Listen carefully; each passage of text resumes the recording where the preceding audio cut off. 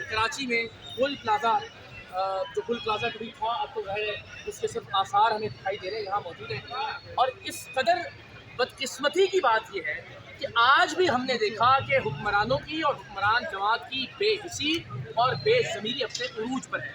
हम सारे अपने अपने तौर पर आवाज़ उठा रहे हैं, सवाल कर रहे हैं।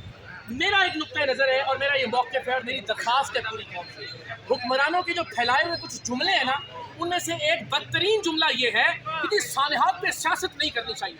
ये इस सवाल से बचने से, इस बात से बचने से कि आप इनका गिरेबान ना पकड़ें, आप इनसे सवाल ना पूछें, आप इनसे ये ना पूछें कि ये सानहे के ज़िम्मेदार आप हैं, ये जो कत्ल हुए हैं इनके कातिल आप हैं। इसलिए ये अपने गुमाश्तों के ज़रिए बार बार इस तरह के सेंटेंस, इस तरह के जुमले आप तक पहुँचाते हैं कि जी सानहात पे सियासत नहीं करनी चाहिए। आपने इस कौम को कितनी मुश्किलात में डाला है, 2 दिन बाद को ये और मुश्किल पड़ेगी और ये सारे कैमरों का रुख, सारे सवालों का रुख उस इशू की जानिब मुड़ जाएगा। तो आज मौका है सवाल करने का। आज जब ये इमारत जलती हुई खड़ी है, हम पूछेंगे कि किसी जंगल बेआबान में नहीं, कराची शहर के ऐन वस्त में, जहाँ से सिर्फ 1 किलोमीटर दूर गवर्नर हाउस है और जहाँ से सिर्फ 1.5 किलोमीटर दूर चीफ मिनिस्टर हाउस है, जहाँ इस वक्त भी शहनशाह मौज़म आली जना जहाँ पनाह हमारे हुक्मरान बेहतरीन नर्म और गुदाज माहौल में ठंडे दफ्तरों के अंदर इस आग की तपिश से बहुत दूर टीवी पर ये सारे मनाजिर देख के कौम को और आपको हमें गालियाँ दे रहे हैं। हम सवाल करेंगे कि आप जिम्मेदार थे।